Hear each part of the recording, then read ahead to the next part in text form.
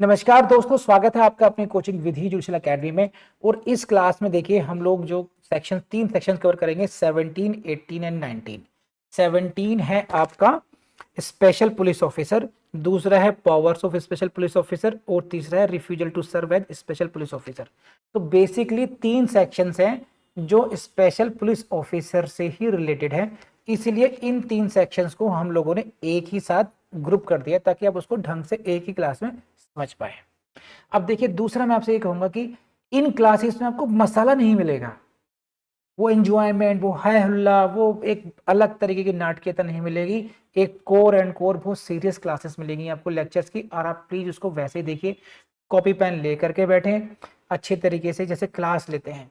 Then I give you 100% guarantee you will enjoy the class. आपका एक minute भी waste नहीं होगा, एक मिनट भी यहाँ से वहाँ कोई फालतू बात नहीं होगी। अगर आप सीरियस हैं तो आप वहां से नजरें हटा ही नहीं पाएंगे आप, क्योंकि और कोई बात ही नहीं हो रही है, घुमा फिरा के बात ही नहीं हो रही है कोई वो। तो आप इन क्लासेस को एंजॉय कीजिए, और ज्यादा नहीं कहते हुए कहूंगा कि आत्मविश्वास बनाए रखें, अपना अपना कोशिश करें कि रिवीजन करते रहें, और इससे पहले के भी जितने वीडियोस हमने कवर कराए हैं पुलिस सेट के वो भी जरूर देख लें, ताकि पूरी की पूरी जो स्कीम है वो आपको अच्छी तरीके से समझ में आए। फिर इसी के साथ let's start the classes now. तो नाउ कोर्स को आगे बढ़ाते हैं। तो अब हम लोग पढ़ेंगे सेक्शन 17, 18 एंड 19 एक साथ। ये जो तीन सेक्शंस हैं, इन सेक्शंस को एक साथ पढ़ना और समझना चाहिए।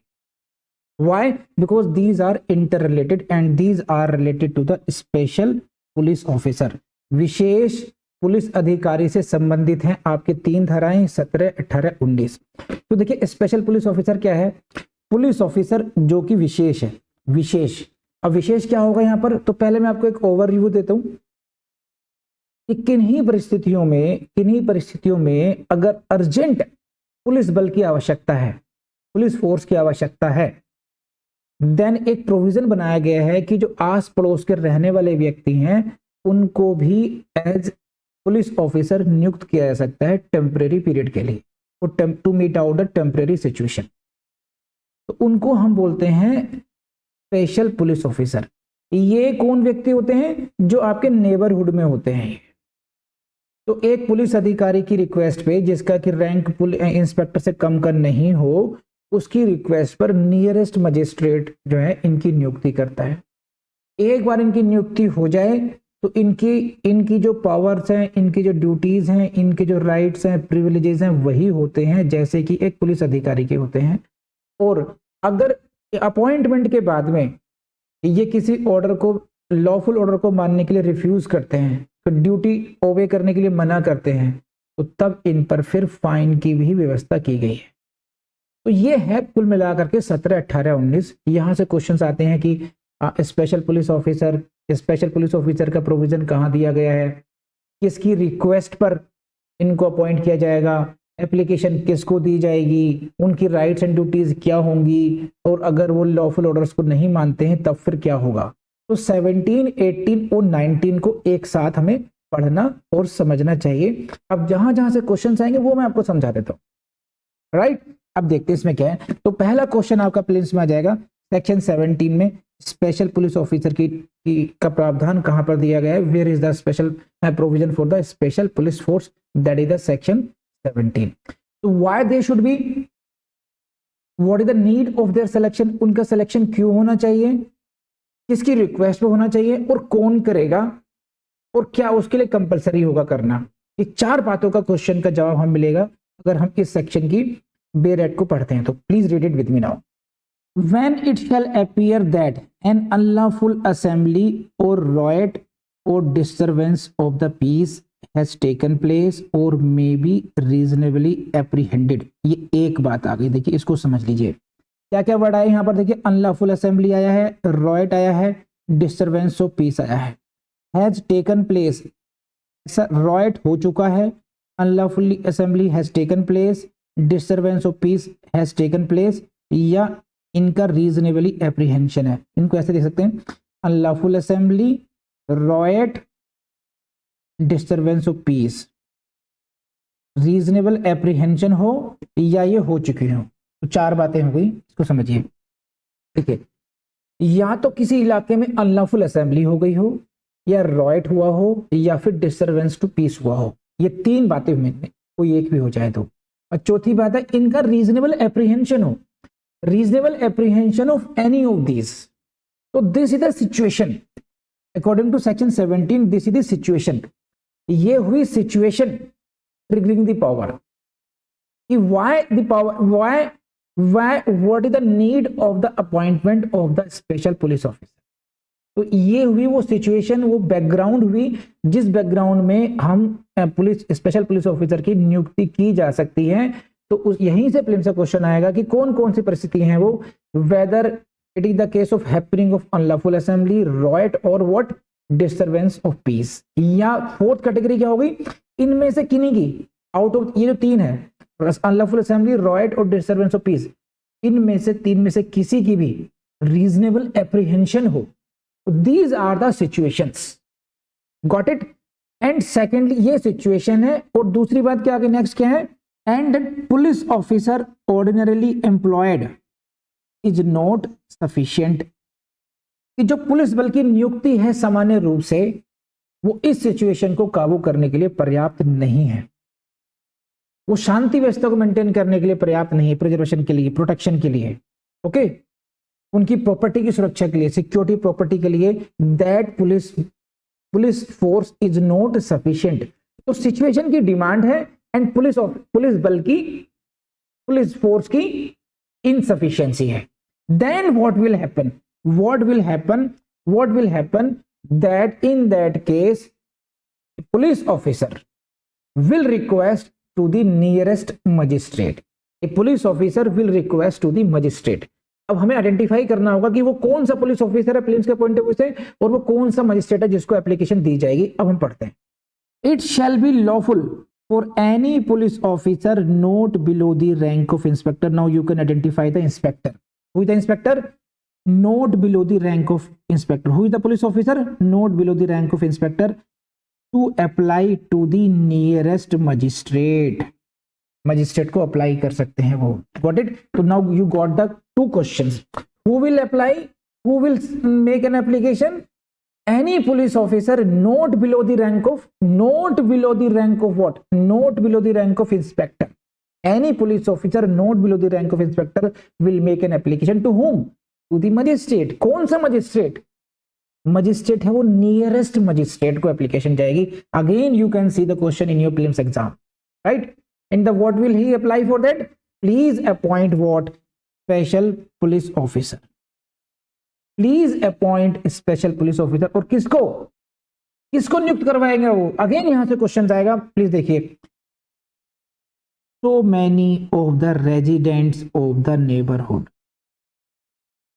पड़ोस में रहने वाले निवासियों में से आप स्पेशल पुलिस ऑफिसर नियुक्त किए। सो मैनी मतलब जितने की रिक्वायरमेंट हो, 15, 20 as per the situation demand, please appoint special police officers out of the residents of the neighbourhood, जो आसपास के पड़ोस में रहने वाले व्यक्ति हैं उनमें से आप स्पेशल पुलिस ऑफिसर की नियुक्ति कर दीजिए।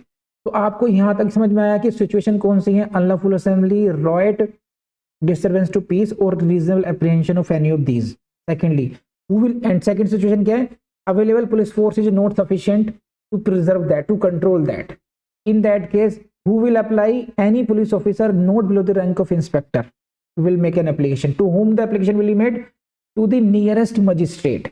What will be the request, that please appoint a special police officer, who can be appointed as police officer, residents of neighborhood। तो मैंने बहुत संक्षिप्त में आपको समझा दिया, हिंदी में समझा देता हूं। देखिए, रॉयट हो, दंगा हो, अनलॉफुल असेंबली हो, डिस्टरबेंस टू पीस, शांति व्यवस्था भंग होनी हो, या फिर इनकी युक्त ऐसा होने की आशंका हो, और जो उपलब्ध पुलिस बल है वो इनको कंट्रोल करने के लिए, शांति व्यवस्था मेंटेन करने में अपर्याप्त है। तब कोई भी पुलिस अधिकारी जिसका की रैंक इंस्पेक्टर के रैंक से नीचे का ना हो, यानी कि फिर इंस्पेक्टर या उससे ऊपर के अधिकारी, रैंक में ऊपर के अधिकारी ऐसी एप्लीकेशन दे सकते हैं। किसको एप्लीकेशन देंगे वो, किसी भी मजिस्ट्रेट को देंगे, किसी भी को नहीं देंगे, जो नियरेस्ट मजिस्ट्रेट होगा, यानी कि निकटतम मजिस्ट्रेट को वो इसकी एप्लीकेशन देंगे। और क्या कहेंगे कि आप विशेष पुलिस अधिकारियों की नियुक्ति कीजिए। उसमें लिखेंगे सो मैनी, कितने की जरूरत है, और कहां से करेंगे वो, जो आसपास के नेबरहुड के जो रेजिडेंट्स निवासी हैं उनकी नियुक्ति करवाने के लिए प्रार्थना देंगे। अब बात कहां पहुंच गई, नियरेस्ट मजिस्ट्रेट के पास पहुंच गई। तो वो क्या करेंगे इसमें, क्या वो मना कर सकते हैं, रिक्वेस्ट कर सकते हैं, या बाउंड है करने के लिए। तो देखिए मुख्य रूप से कम जो लैंग्वेज है वो कहती है कि वो ऐसा करेंगे, अगर नहीं या फिर नहीं करने के उनके पास कुछ कारण होने चाहिए, फिर उन कारणों को बताएंगे कि आवश्यकता नहीं है। अदरवाइज सामान्य नियम ये है, ये जनरल प्रिंसिपल ये है कि he will have to do that. अपवादिक रूप से वो नहीं करेंगे तो अब उनको बताना पड़ेगा कि वो क्यों नहीं कर रहे हैं। पढ़ते हैं language. And the magistrate to whom such application is made shall, ऐसा करेगा मजिस्ट्रेट जिनको एप्लीकेशन बनाएगी वैसा करेंगे, unless he sees cause to contrary comply with the application, जब तक कि उनको अन्यथा ना लगता हो कि नहीं इसको इस एप्लीकेशन को कंप्लाई करने के अन्यथा कारण है, मैं नहीं करूंगा कंप्लाई, तब तो बात अलग है, अदरवाइज वो ऐसा करेंगे। उस एप्लीकेशन में भी लिखा होगा कि for such time and within such limits as he shall deem necessary, application में ये भी लिखा होगा कि कितने समय के लिए नियुक्ति करवानी है, तो कितने लोगों की नियुक्ति करवाने चाहते हैं, कितने समय के लिए, किस सीमा तक करानी है, वो सारी बातें एप्लीकेशन में लिखेंगे। नियरेस्ट मजिस्ट्रेट ऐसा करेंगे जब तक कि उनके पास अन्यथा कोई कारण ना हो।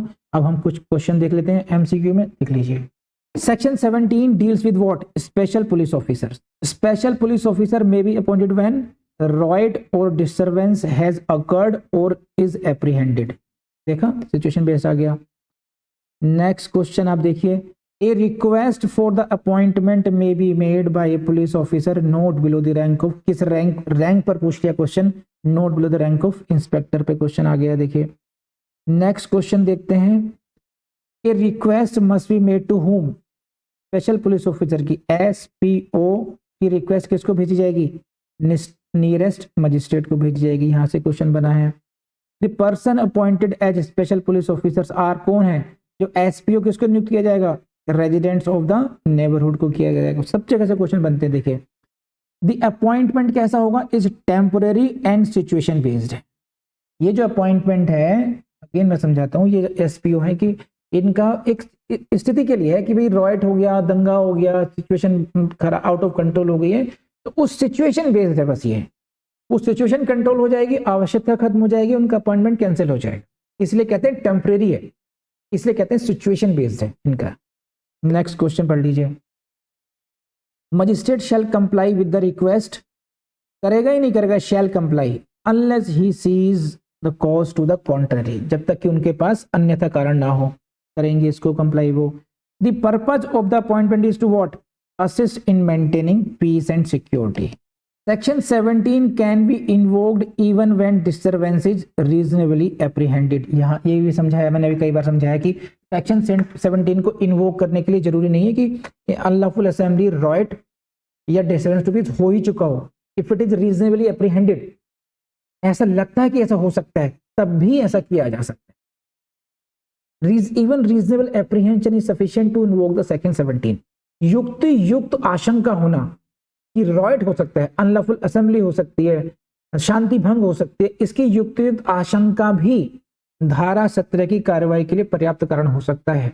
विशेष बल, विशेष पुलिस अधिकारी की नियुक्ति के लिए पर्याप्त कारण होगा रीजनेबल एप्रीहेंशन। राइट, आगे पढ़ लेते हैं। Special police officer within what, such limits as deem necessary, इन सीमाओं में काम करेंगे वो भी एप्लीकेशन में लिखा हो सकता है। तो बेसिकली इमरजेंसी को म्यूट करने के लिए अब इसमें कुछ से कुछ ज्यादा है नहीं, बस ये। तो ये हो गया आपका सेक्शन 17। अब सेक्शन 17 में अपॉइंटमेंट हो गया है, तो सेक्शन 18 में ये आपके लिए जरूरी हो जाता है समझना कि भाई इनकी पावर्स क्या होंगी। तो बेसिकली आपको इसमें अगर इतना भी याद कर लेंगे, section 18 deals with the powers of the special police officers, तो ये भी आपके लिए अपने आप में पर्याप्त होगा।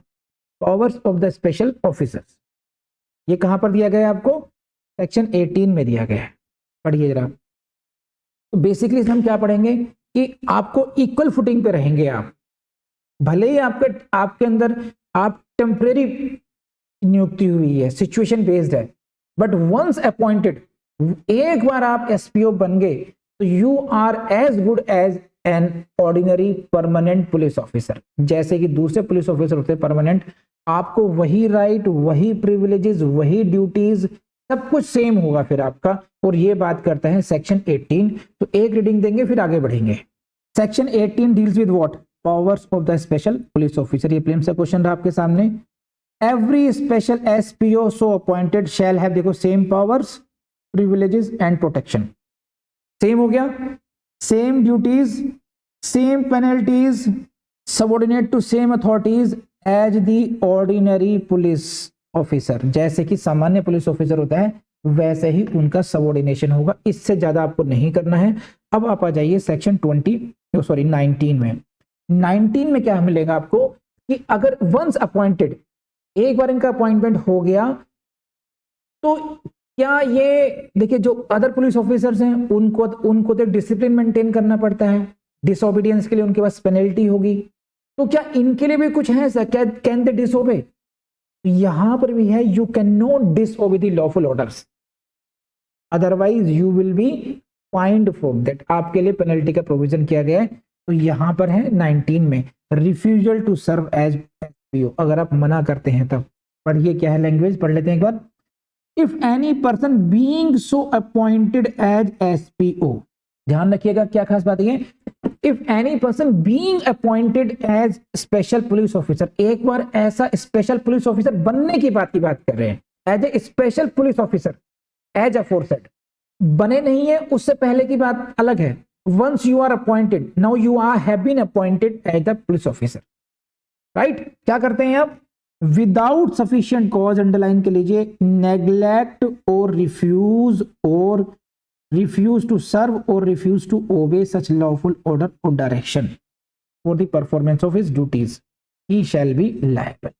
बस उनको कि पहले मैं समझा चुका हूं, दोबारा बता देता हूं कि अगर वो व्यक्ति अपनी ड्यूटीज को पूरा करने में नेग्लिजेंस बरतता है या रिफ्यूज करता है किसी भी लॉफुल ऑर्डर को मानने के लिए, डायरेक्शन को मानने के लिए, तो फिर वह व्यक्ति उत्तरदायी होगा। लेकिन कब? Without sufficient excuse. आपके पास कोई भी पर्याप्त कारण नहीं है, पर्याप्त उसका कोई रीजन नहीं है कि आपने क्यों डायरेक्शन नहीं मानी है।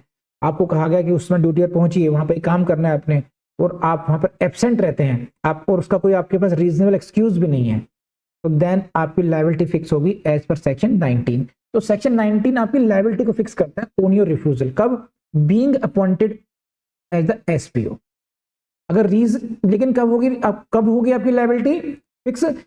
इन the absence of reasonable excuse, without reasonable excuse अगर आप ऐसा करते हैं तभी। और पेनल्टी क्या होगी? अपॉन कन्विक्शन, लायबिलिटी कब फिक्स होगी? अपॉन कन्विक्शन होगी। कन्विक्शन किसके द्वारा? Before a magistrate. और आपकी पेनल्टी क्या होगी?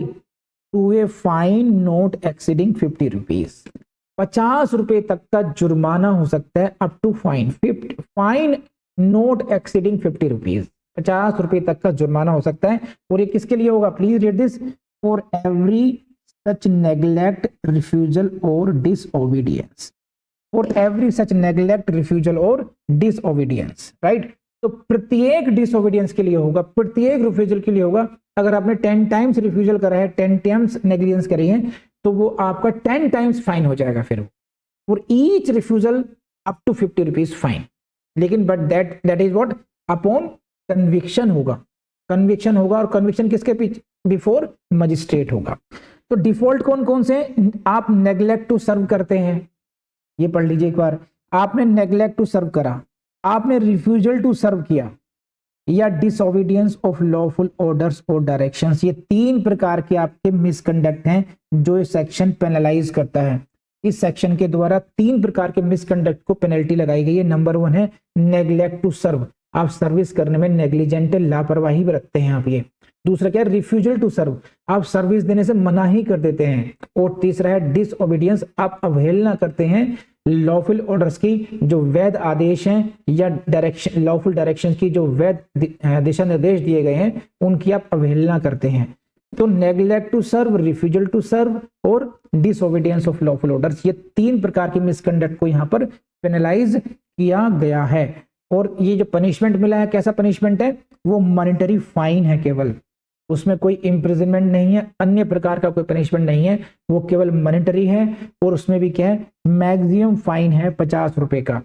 एक 50 रुपए का फाइन है मैक्सिमम, वो भी किसी एक प्रत्येक रिफ्यूजल को या डिसोबीडियंस को या नेग्लेक्ट के लिए, ठीक है। और ये कब होगा, impose only upon conviction by the magistrate, और वो फाइन भी तब इम्पोज किया जाएगा, उससे पहले कन्विक्शन सिद्ध करना पड़ेगा, यानी कि दोष सिद्धि प्रूव करनी पड़ेगी, तभी जाकर के पेनल्टी होगी। तो इससे ज्यादा कुछ नहीं करना है इसमें। अगर देखना है तो कुछ एक दो हम जल्दी से क्विक रीडिंग में एक एमसीक्यू देख लेते हैं इसके। Section 19 deals with what, refusal to serve as SPO, ये हेडिंग से क्वेश्चन बन गया। Liability under this section arises when a person refuses after lawful appointment. After lawful appointment है, right? Refusal must be without sufficient cause. Disobedience of which orders attracts liability? Lawful orders or directions.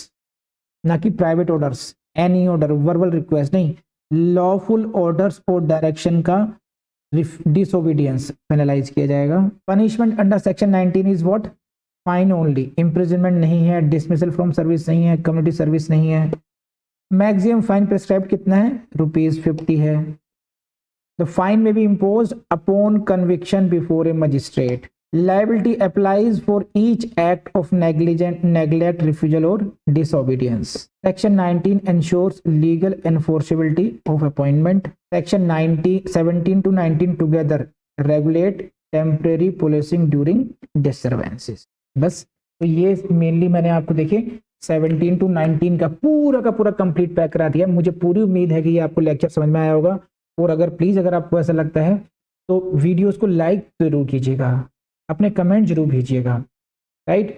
और अगर अच्छा लगे तो अपने दोस्तों तो जरूर शेयर कीजिएगा। देखिए आपका इतना कोऑपरेशन हमारे लिए एक बहुत बड़े मोटिवेशन का काम करेगा। आप लोग लाइक कमेंट नहीं करते हैं, देख लेते हैं वीडियोस को, लाभ भी उठाते हैं, अच्छी बात है, हम चाहते हैं लाभ उठाएं आप, लेकिन कुछ तो मेरा और मेरी टीम का आप पूछिए। आपको कम से कम लाइक और कमेंट जरूर देने चाहिए और शेयरिंग भी करें तो बहुत अच्छी बात है। और साथ ही मैं कहूँगा कि हमारी जो वेबसाइट है विधि जुशल अकेडमी, वहाँ से आपको नोट्स मिलते हैं, वहाँ से आपको एमसीक्यू मिलते हैं, वहाँ से पीवाईक्यू मिलते हैं, वहाँ से आपको सब मटेरियल मिलते हैं, तो उसको जरूर एक्सप्लोर कीजिएगा, ठीक है। Thank you very much for this and now हम आगे बढ़ेंगे अगले सेक्शंस में।